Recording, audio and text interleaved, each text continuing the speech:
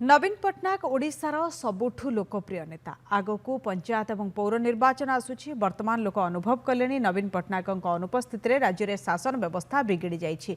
भद्रक रे बीजेडी जमा भी दुर्बल नहीं, दल सबुबले सबल अछि। आगामी दिन में भद्रक रे बीजेडी जी निर्वाचन लड़िबे से निश्चित जितबे बोली कहिसंती वरिष्ठ बीजेडी नेता तथा भद्रक जिला बीजेडी सभापति प्रफुल्ल सामल।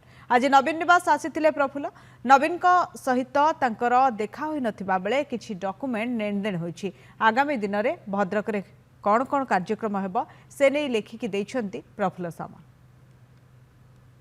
बर्तमान सुधा नवीन बाबू खाली भद्रक नुहे ओडिशार सर्वप्रियतम नेता एवं भद्रक कही रखे आगामी दिन में जी भी छेड़ा हो बीजेडी दलर प्रार्थी निश्चय जितब एवं आगामी निर्वाचन जो आसुची पंचायत समिति निर्वाचन आपण अनुभव करेंगे जे लोक बर्तमान सुधा अनुभव कले नवीन पट्टनायक अनुपस्थित देशर राज्यर शासन व्यवस्था कौन अच्छी देखिए भद्रक केवल दुर्बल हम नहीं